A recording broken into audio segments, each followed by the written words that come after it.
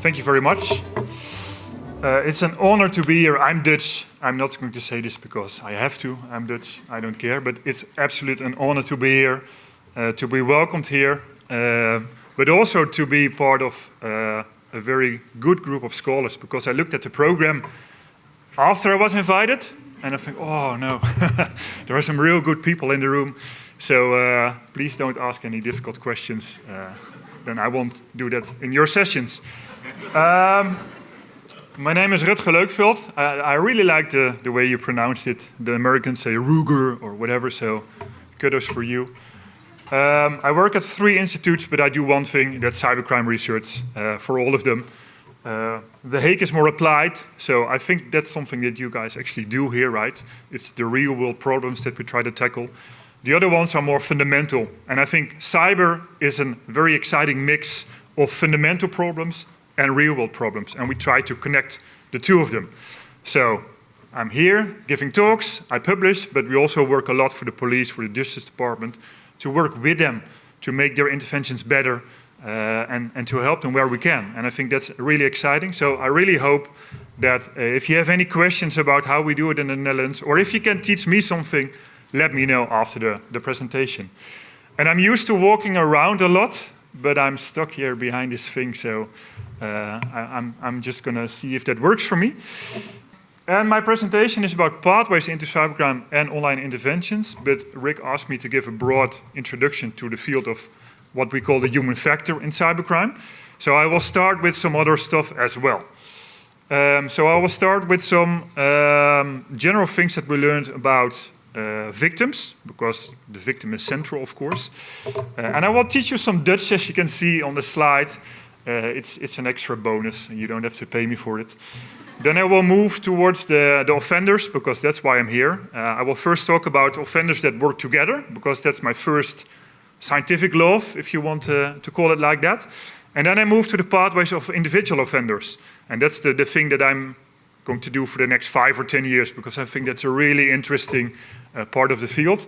And if we have time, I never know, then I will talk about online interventions, what we're doing at the moment on Instagram, Google, YouTube, but also Telegram, Snapchat, and other places. I will just use a couple of examples. I will give a broad overview, so there won't be many details in here, because the details will be in the sessions, right? So there are lots of really, really interesting sessions, so I'll just try to paint some of the main lines. And this is literally 3 parts of the presentation, so this is part 1. And this is interesting. This is something I added this morning, because when I came to the hotel, I flew in from Amsterdam, I don't know, 25, 26 hours. Rick dropped me off at the hotel, and he said, look, there's a sign. The hotel got a cyber incident. That's interesting, right? So you come all the way to Australia, and the hotel has a cyber incident. Apparently the printer still worked, because they put notes everywhere, in the elevator, whatever. And of course I was tired of traveling, so I didn't really pay much attention. I just wanted to get some sleep, right? I wasn't going to use their Wi-Fi. I wasn't going to do anything. Thinking, okay, this is just an inconvenience. These things are still here 2 days later. So I don't know what kind of cyber incident it is, but the guy behind the counter said, yeah, we got hacked. I think, okay, that's interesting, right? You got hacked? And then somebody else said, no, he doesn't know anything about it, so no, it's fine. But for me, it was, okay, so do they have my credit cards in the database here? Do they have made a copy of my passport? I don't think so, but I was really tired of traveling. So what kind of information of me do they have, even though they might get hacked, right? Am I a victim as well now? So this already shows you how victimization is changing in the online world, because I cannot help it if their security isn't up to date. And I don't know if they got hacked, right? Maybe somebody just did a stupid thing with the server, but it doesn't take 2 days. So by now, I think something happened. And I don't know what kind of information they have. They don't seem to care to tell me. And I don't know what's going on. Now, I work at NSCR, the Netherlands Institute of the Study of Crime and Law Enforcement, which is kind of a government organization in the Netherlands. And we got hacked 2 years ago. Big ransomware attack. So my passport is already out there on the dark web. Everything about me is already something that the criminals can find. So I don't really worry about this specific hack. But again, it shows you when my employer got hacked, it was a ransomware, phishing, and then ransomware. They said, well, everybody that got a contract in the last 3 years, you have to show up to HR because, we might have to apply for a new passport and stuff like that. Again, it shows you my company is a victim of a crime, but me as an individual, I might also become in trouble later. And it might not be today, but it may be next week or the week after. So I think it's just something I added in the presentation, but it really shows you that victimization is changing. It's far more indirect, and it can also pop up in your life in a month from now, a year from now, I don't know. Because if my data is stolen, it can be used in a year from now as well. So I think that's really, as a criminologist, I think that's a really interesting aspect of these types of crime. As a civilian, a father of 3 children, I think, that's kind of scary, right? Because this is the new world, this is the new reality. Okay, so enough about my hotel. I will keep you updated during the conference, and tomorrow at 5 we will share if they solved the problem or not. First I'm going to teach you some Dutch. I don't know if you get any of this. You do see that there are lines, right? And they're dropping. I think that's pretty clear. So these are crime rates in the Netherlands, very specific, 2010, 2017. Could have been 1990s to today. Traditional crime is dropping everywhere in the Western world. And this is why this conference is so important for all of you. Because everybody that's doing something with traditional crime, it's dropping. And it's because of cybercrime, partly. It's because of all other things as well. But I'm honestly convinced that cybercrime is one of the reasons why we see a crime drop from a lot of traditional crimes.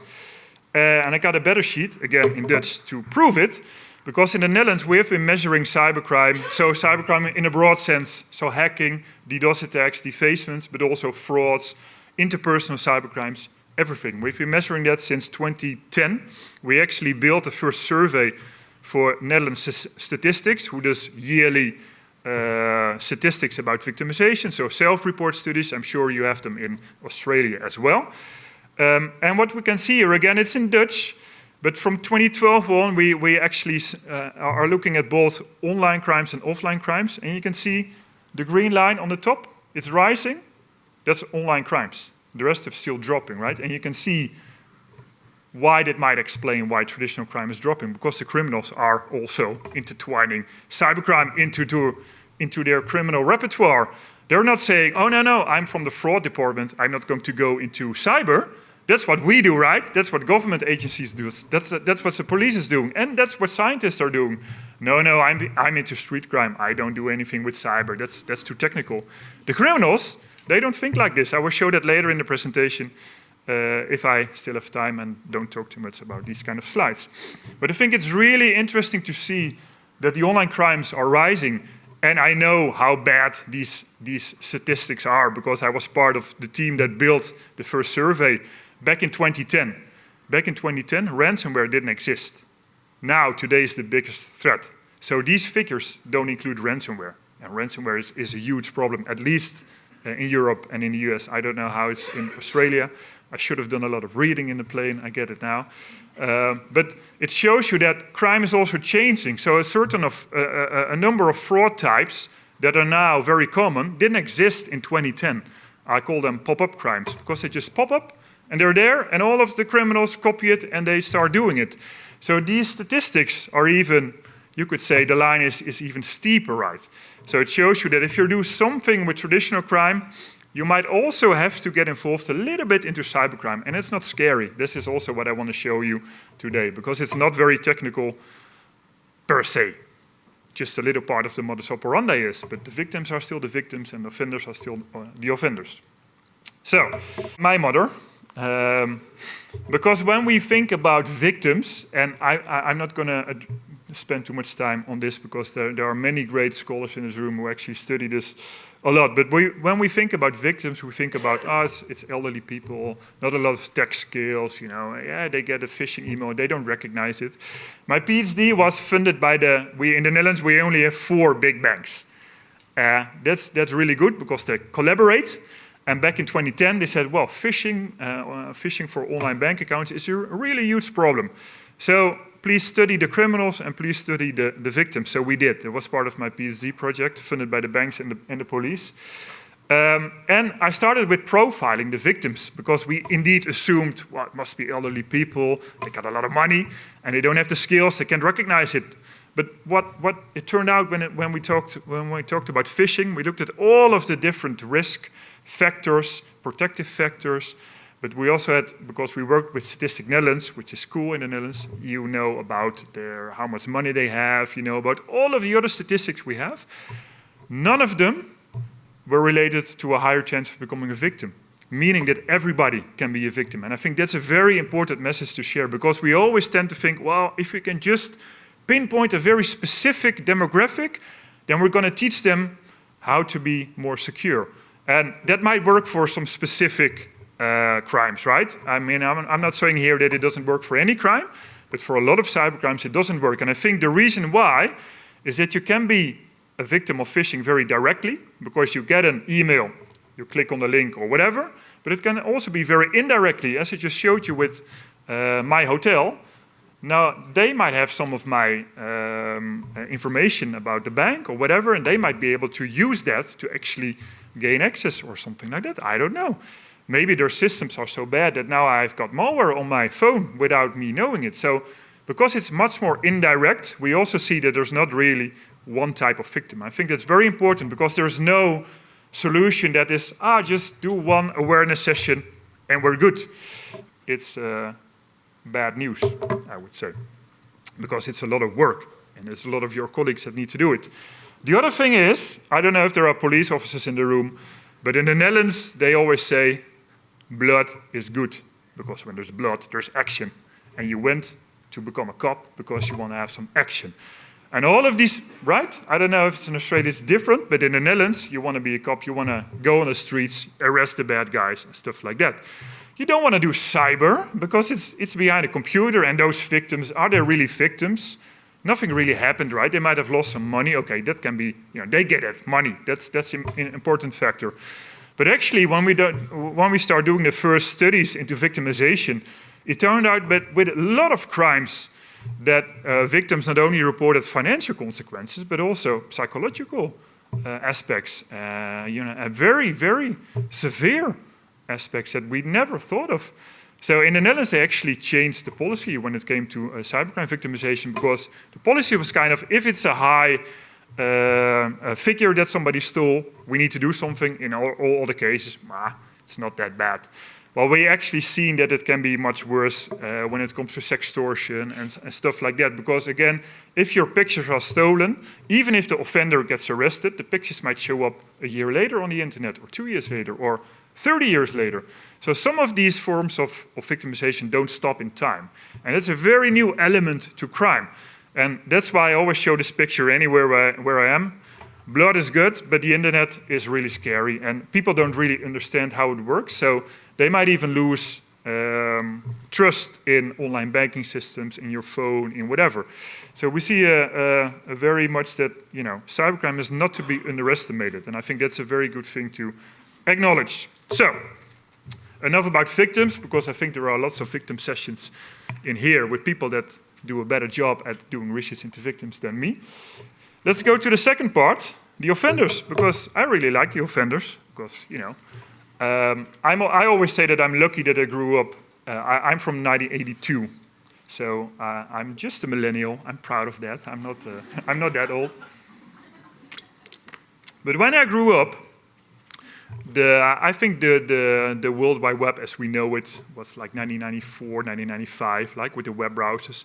So when I started experimenting, when I was 10, 12, we had our first PC.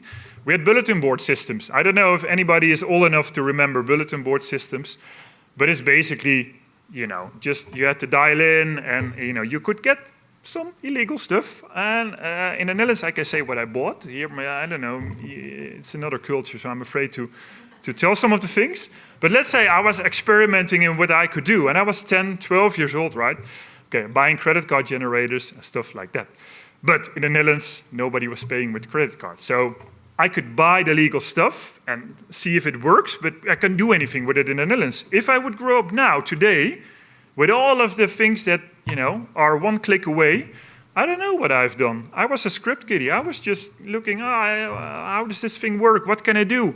Ended up in a subculture where everybody is sharing information about the best ways to, make money or to get behind to get into a database, etc., etc. Well, so that kind of struck me always from, hey, I just got lucky that I'm so old that I don't grow up now. And why is that? Because if you see the picture behind me, it's about crime is not about individuals committing crimes. Crimes are almost always committed with multiple people, right? I'm sure it's the same in Australia. I hope so. And the same applies to cybercrime. And why is that? Because you cannot do everything yourself. You need social capital, so skills or contacts or whatever. You need that in order to execute your scam or your crime, right? So you need multiple people. So getting involved with other people to commit crime is a very essential part of being part of a criminal network. That's something that has been true for ages, and I think it's still partly true. But the world is also changing, because back in the old days, how would you get involved into organized crime or street crime? It would be because you got introduced into the group by a family member, by somebody that you know from the streets, from a physical location, right? It's usually where you grew up, maybe in a poor neighborhood where there's already lots of crime. Then the chances of seeing somebody committing crime and getting introduced are much higher than where you're from some sort of rural area where nothing is going on. So traditionally, your social ties are very important when it comes to getting involved in crime. We know that from decades of organized crime research, right? So it really matters who you know. And your social network is, of course, limited. So if you want to get introduced into other social networks, you have to go to offender conversion settings, so criminal settings like a bar or whatever, where other criminals are. But I can't just go with my jacket into a bar saying, hey, I want to meet some new criminals. So that's the processes of trust. Oh, maybe I can try, but the processes of trust are very important when it comes to forming new alliances. So usually your social network would have been your gateway into crime, right? And all other aspects that relate to your personality. But now things are changing. And this is actually part of my research, because I assume everybody knows by now, but this is the dark web. Who has not been on the dark web here? I don't believe you. Okay, so download the Tor browser and... I'm not allowed to do it anymore on my company laptop. I don't know why, because there's nothing illegal about it, but apparently they don't like it. If you just Google the Tor browser, how it works, it's easy. And then you can Google the best pages on the dark web, right? And you get to these pages. And I always show this to students. It's not dark, right? It's just eBay or whatever.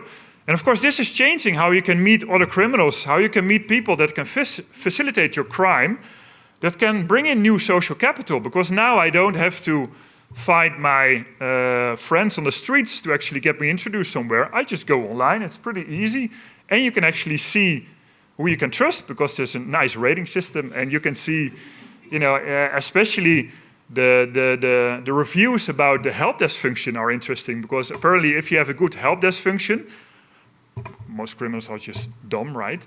Then the odds of selling your stuff is better. So this is an interesting new world, and this exists. This is an older marketplace on the dark web where you can buy digital goods, so credit cards, drugs, services like malware, phishing kits, etc., etc. We monitored about 2025 at a time. This is just one screenshot, just to show you how easy it is.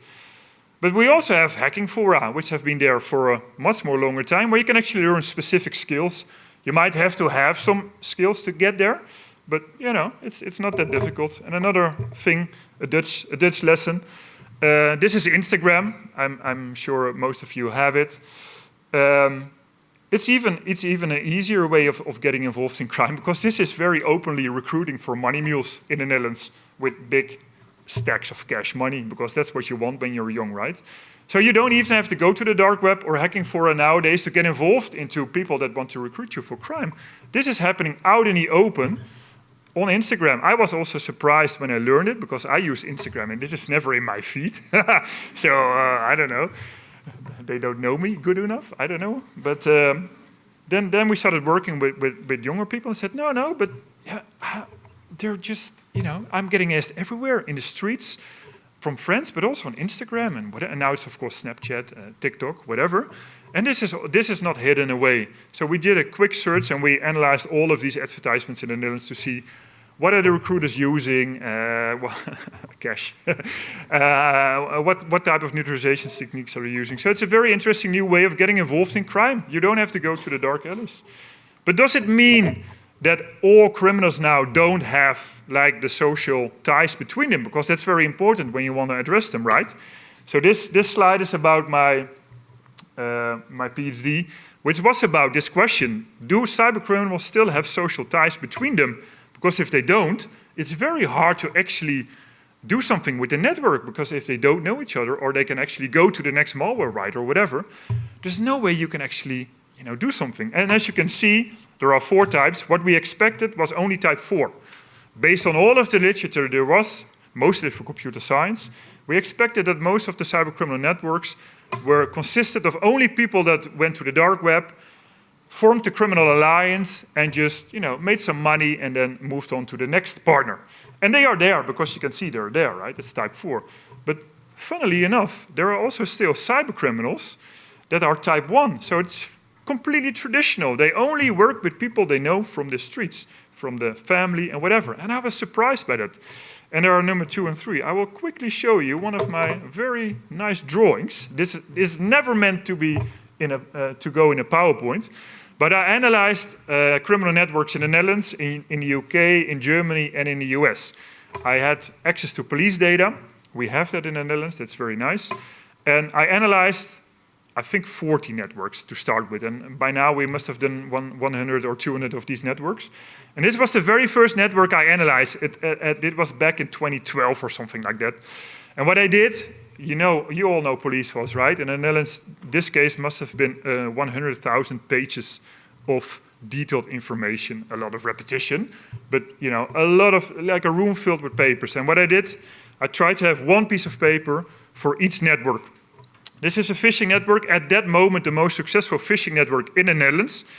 And we know that because they steal money from clients from banks, and the banks know exactly what's happening, so that's very nice.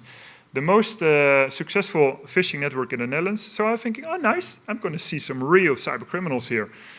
Turned out that the core members, so the brains behind the organization, were I think 7 people from the Bijlmer, which is a very renowned part of Amsterdam, where all crime, this is our crime spot, the Bijlmer in Amsterdam. The Netherlands is safe, except for this specific neighborhood in Amsterdam. And it turned out that these guys were from there. And they had a criminal track record from, I don't know, 10, 15 years. And it was not about cybercrime. It was about drugs. It was about traditional street crime, burglaries, etc., etc. And they were still doing it. That's the interesting stuff. So this was, at that moment, the best functioning phishing network in the Netherlands, still doing drugs and break-ins and whatever. So I was surprised. So I wrote an article about this because I thought this will never happen again, right? This is a unique case. And the detectives also thought that this, said, no, Rutger, this normally doesn't happen when it comes to cybercrime. This is unique. Well, the second case I did, third case, fourth case, all looked like this. So it's traditional street crime people or organized crime people that moved into cyber. And you can see here the orange person. That was the only person operating outside of the Netherlands. So this network isn't international at all. It's a very locally embedded local network, very successful. And only one guy, he was located in Nigeria, and we know that because the core members were being tapped, so we have all of the conversations and stuff like that. And they knew the guy from earlier work, so to say. They were already scamming with him. And he was just providing the phishing kits and the databases, etc., etc. So this very specific, he wants me to move on, but let's just go back. This very specific person was able to get all of these very normal criminals to commit cybercrimes. And this is what we have to learn from the criminals. This is how we have to organize ourselves. Of course, not all networks look like this, because this is another example of an Eastern European network. that had attacks all over Europe, used malware, so far more sophisticated. So you can see that most of the people operated from outside of the Netherlands and attacked in the Netherlands, but also in other countries. But they still needed a local network of money mules in this case, because they needed that, because if you send money from the Netherlands to Latvia, all signs are going off at the bank, so it's not going to work. So even with this international high-tech network, you could see that they needed to have local embeddedness. And I always share this because even though it's international, even though the Netherlands was doing investigations, it turned out the UK did the same, the Belgians did the same, and the Germans did the same. So you have a lot of problems nowadays with policing, but still they had to have the local embeddedness of this network. And that gives me hope, because you can still do a lot of stuff to actually stop them from committing these crimes. And maybe move them to, I don't know, Germany or whatever, or another place outside of the Netherlands, right? It's always a waterbed effect. Why is this slide in here? Ah, yeah, I remember. So the picture that we had, or maybe that we have, of a cybercrime criminal is one of this, right? A guy in a hoodie, and then all of the techie stuff. But it's actually far more like this. My friends from when I grew up. And these are the people we know, right? So that also gives me hope. And the thing that I'm interested in is where they meet. And this is where the Pathways into Cybercrime project is all about. How do the hacker get involved with a street crime? Where does it happen? And how can we stop that from happening? And that's because the criminals use what we call cafeteria-style offending, right? They don't care about being a cyber criminal, street offender. They just want to make money. This is a Dutch cafeteria, by the way. So if you go out in the streets in the Netherlands at night, you can just pick whatever you like. And that's how the criminals operate a lot, right? When we talk about street crime and stuff like that, there's not really a business model. It's just getting money fast, spending it fast, buying a car, going to the club, etc., etc. A lot of the cyber criminals that we studied actually look like that. We had the victims, so we know cybercrime is common. We had the offenders, we know that they have to work together. It's a mix of new type of offenders with high-tech skills and a lot of low-tech offenders that we actually know. So I started to become interested in who are these new offenders, right? We know something about the traditional ones. Who are the new offenders? So what do you do as a good scientist? You do a systematic review. Don't read it. If you want to read it, it's in here. And because there was so much, we did another one. It's in here. Don't read it, because what we learned, we don't know anything about pathways into cybercrime. So that was 1 year of work of a PhD student. You could say down the drain, or you could say it's a very good fundament to do future research. So let's just keep it at that. And I got 2 publications out of it, right? So that's nice. But the thing I learned is we basically don't have any good empirical studies when it comes to cyber criminals. Of course, they are hard to study, right? Because it's a group that's hidden. So I thought, okay, I'm just going to see then if I can start interviewing, hackers myself, criminal hackers myself, just to see how it goes. I'm not going to wear my jacket. I'm going to wear my normal clothes. Because I know a lot of people in that world, right? I've been active since 2007, or even maybe since 1990s when I was a script kiddie. I don't know. But I just started to do it, and one of my PhDs did the same with hacktivists. So that's a more specific group, of course, that has a political kind of message. They are very easy to connect to, by the way, because they want to share what they're doing. My hackers are far more complicated. So I think I interviewed 24 by now, all face-to-face, all never during office hours. They always want to meet like, I don't know, at 9 or 10 at night or in the weekend, I said to my wife, yeah, sorry, I have to go again. It's another hacker. But it's so cool. So another piece of nice fieldwork note for me, because this is still a work in progress. So what we try to do is actually to map their pathways into cybercrime by just talking to them from, the first time you actually had a computer, what did you do and where did you learn? Stuff like that, right? And now I got a big ERC grant to actually do this for the next 5 years. So I'm happy that I did my little hobby project. But I just want to show you the first results that will be published later this year.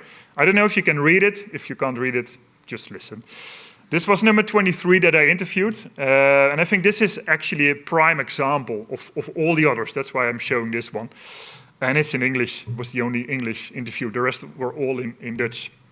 So number 23, his main modus operandi was he was running a booter service. I don't know if you know what it is, but if you want to carry out a DDoS attack, you have to use a booter service to actually carry out the attack.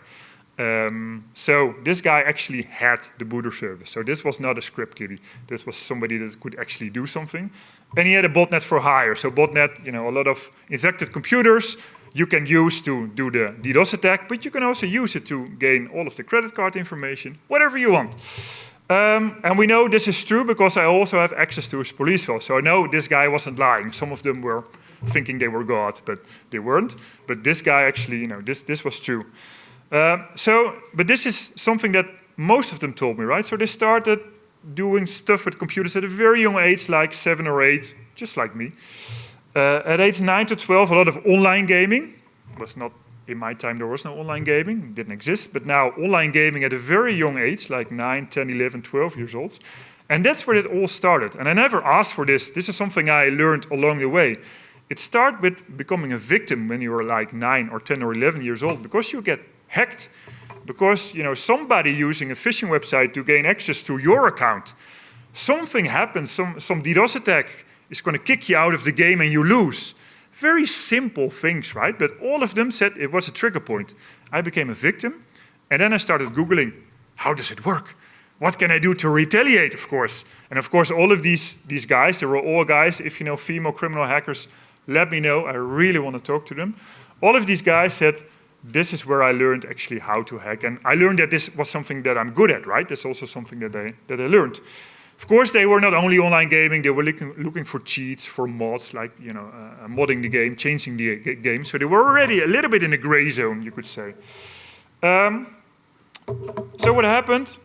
You look for stuff. And in the beginning of the victimization, you look for stuff. Where do you do it? Google, right? They do the same. Even this guy who ran a booter server, when you're 10, you don't think about a VPN or whatever. You just use Google. And he did it along his career as well. A lot of Googling and YouTubing to figure out specific things around cybercrime. And that was something interesting to me. Okay, do criminals use Google and YouTube? Yes, because they're not criminal when they start, right? They're still kids exploring and stuff like that. But they're using these platforms that are, I don't know. If I was seeing one of my kids Googling or YouTubing, I wouldn't think you're you're doing something wrong on the internet. You think, okay, interesting stuff.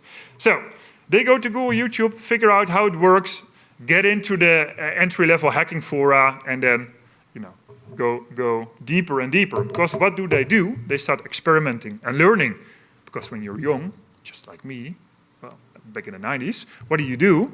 You just said, how does it work? I want to see how it works. And they figured out that they were good at it. So they did manage to break into a credit card database or whatever, not knowing what to do with credit cards. This guy gave an excellent example.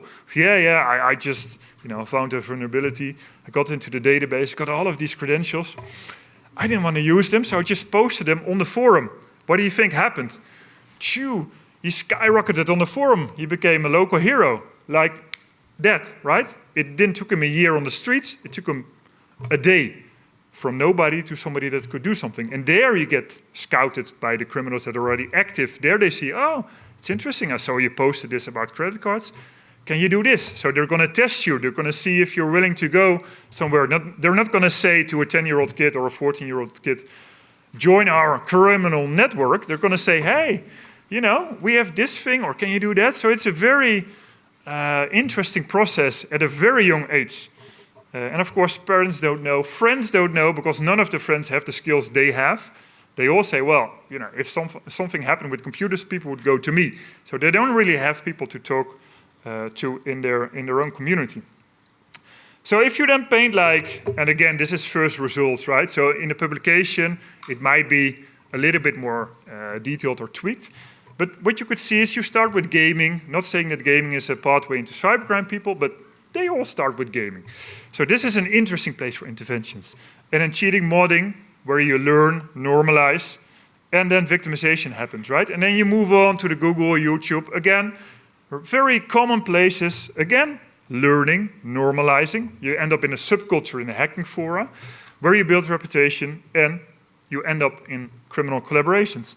Now, I don't know the situation in Australia, but in the Netherlands, we as criminologists and law enforcement only are interested in after the start of the collaboration. This is the cool stuff. We got a cool criminal network, and these guys did this and they did that and made a lot of money. But then it's too late, right? And how many of these kids that are experimenting are ending up there? I don't know. But I thought all of these steps, these baby steps into cybercrime, as I call them, are possibilities for interventions at a very young age. So, of course, I started to try and see what's going on. Are there any interventions? No, there are no interventions. Is there any criminological research on hacking in gaming or on Google and YouTube and stuff like that? I don't think so, or at least almost nothing. Most studies are like how to sell stuff online, advertisement studies. That's being done, but nothing about crime. Well, all of our kids are there, all of our potential new criminals are there, not only the hackers, also people that do the more traditional stuff, right? They also learn in Google and in YouTube and whatever. I bet you, go there, go to YouTube today and on your own area of expertise and see what the videos are. And you can learn anything you want. And that's scary, but it's also a possibility for interventions.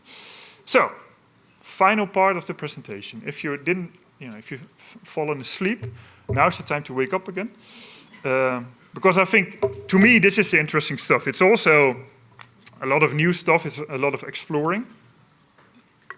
But when I started doing the interviews, and I noticed that platforms like Google and YouTube, they're being used by aspiring cybercriminals. That's something I never learned. So that's interesting. What can we actually do online on these platforms? Turns out a lot, as long as you pay them. They're willing to do whatever you want. That's not true, by the way, not in all cases. I will show you if I have time. But we started with Google. And let me tell you why we started with Google. Because the NCA in the UK started with Google.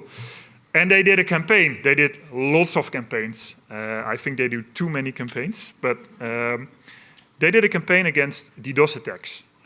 Aimed at people that were looking for booter services via Google. Yes, people do that, really.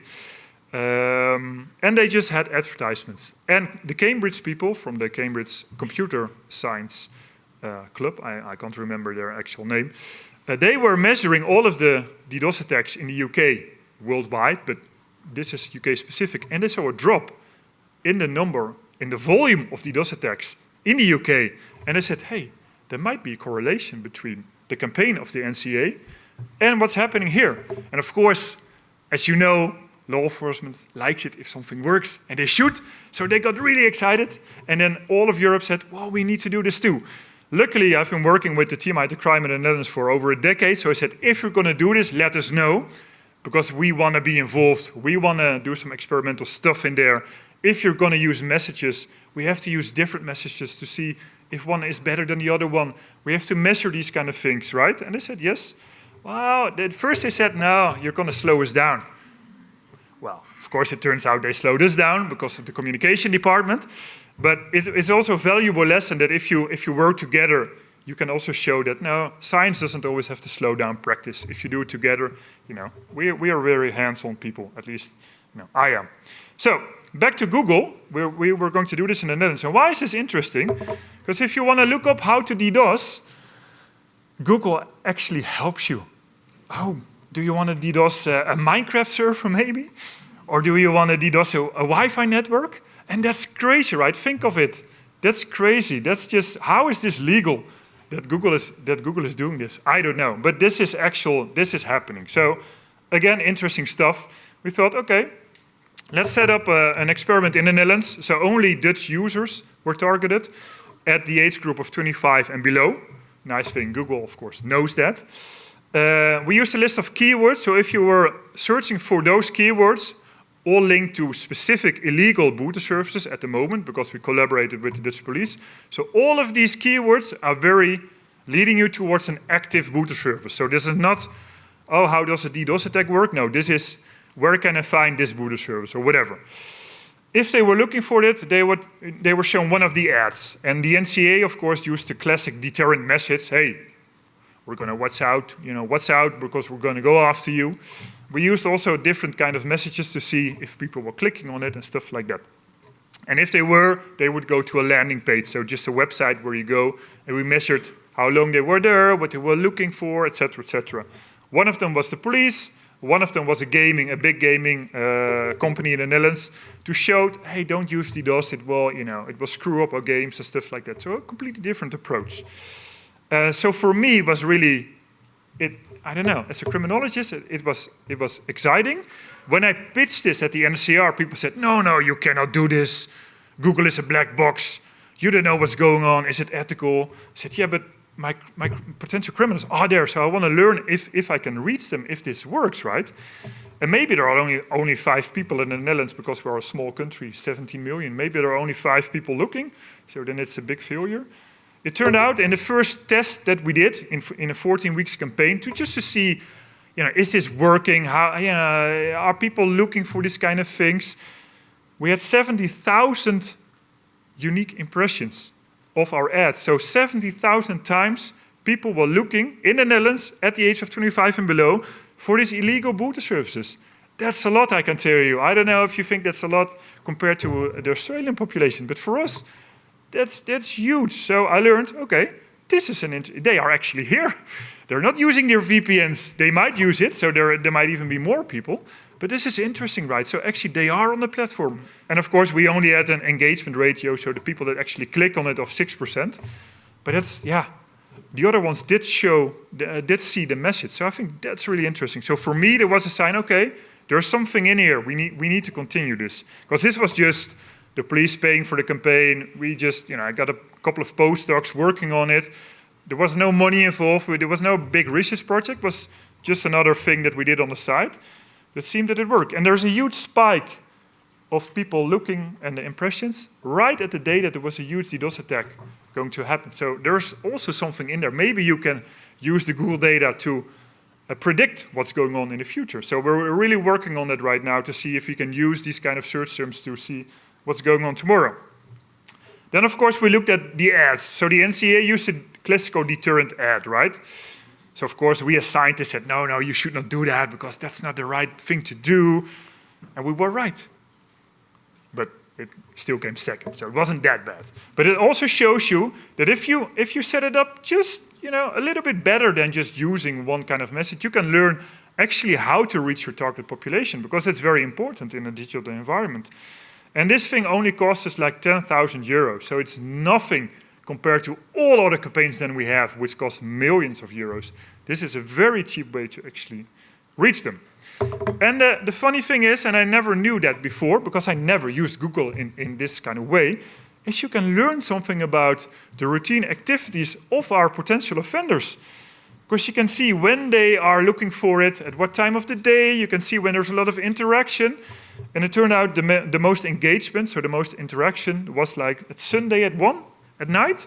That's interesting, right? That's not something that a normal schoolboy would do. So again, I don't know what to do with it, but it's something that we should better use in future studies to actually understand what people are doing there, why they're doing it in there, and what can we do? So the important question here is, of course, in the UK they saw a drop, right? And they said, well, it might be connected. So we went to the Cambridge people, said, hey, can we have the data about the Netherlands? Said, yeah, sure, you can have the data about the Netherlands, because that's what they want to do. In the meantime, by the way, one of my police guys that was involved gave a presentation about this, about the first pilot. What's the European police called? Doesn't matter. Europol, yes, that's the jet lag people. He went to Europol, it's in The Hague. He gave a pitch about what we did, and then all of the European countries said, we're going to do this too, So then we suddenly didn't have one country, but I think there were 13 countries that wanted to do this. So we said, yeah, let's do it. We publish this in this journal, so if you want to read all of the details, it's in here. But I just want to show you some of the things that we saw. So what we did, it was a difference in design. So the purple countries, they had the advertisements, and the yellow countries didn't have the advertisements, but we do have the data about the volume of DDoS attacks in all of these countries. So we can see maybe there's a drop, in the purple countries, but there's also a drop in the other countries. We can actually, see what's happening for real.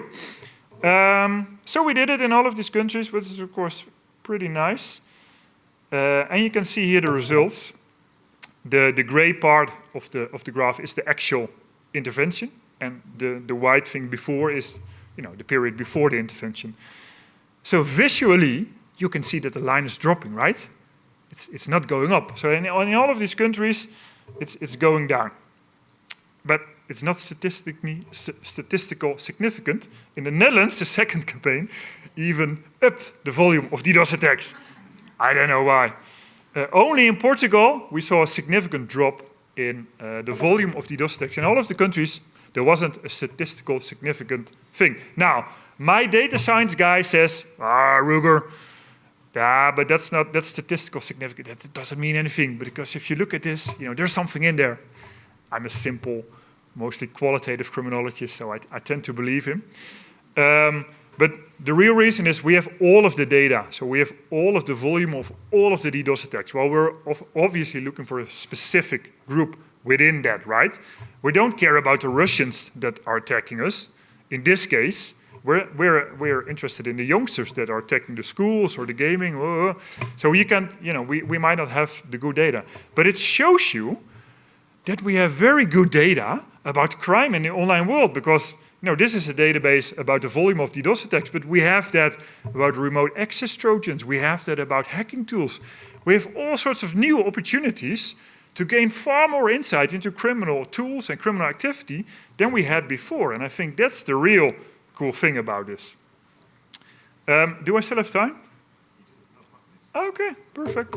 So then, normally I don't have time for this Instagram part, but we kind of did the same thing on Instagram. As I said, we discovered by talking to a lot of the money mules in the Netherlands, and I think I've written some research from here, you need money mules to actually get money from victims' accounts to the criminals without being seen, because you transfer the money to money mules, you withdraw the money in cash, and then you give it to the criminals. So it's a very vital part, actually, of the crime script, of the modus operandi. So when we learned that in the Netherlands they are using, at that time, Instagram, it's already like 4 years ago, so it might now move on completely to Snapchat or other places, but back then it was mostly Instagram. We said, okay, interesting. We're going to first analyze all of the advertisements there are in the Netherlands. So one of my PhD students who's finished now did it. He just looked up all of the things related to making money fast. That's basically what we did. And then you get all of these advertisements. And he analyzed it, and we've written a nice article about it.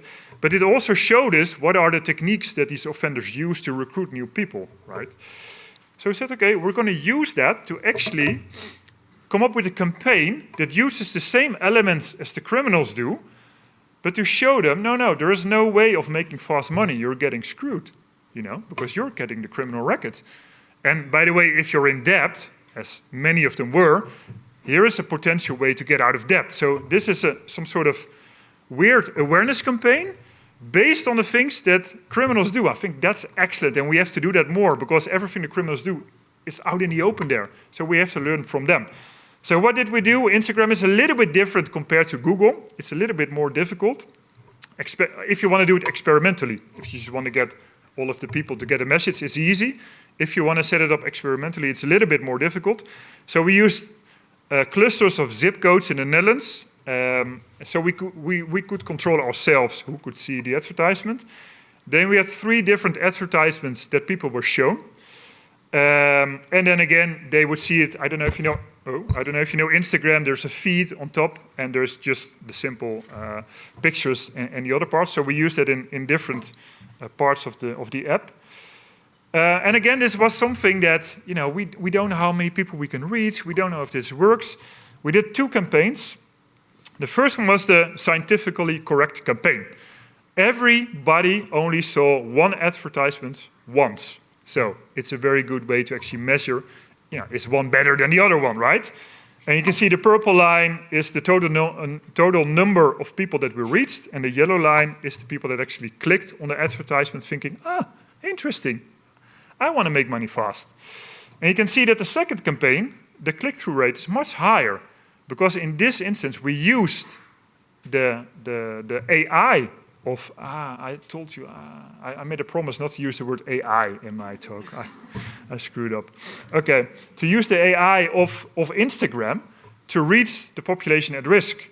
because they are very much better than me to actually get to that population. And you see the click-through rate is actually higher if you just say to Instagram, just get me the young people that want to make money fast. They know very good where they're hiding.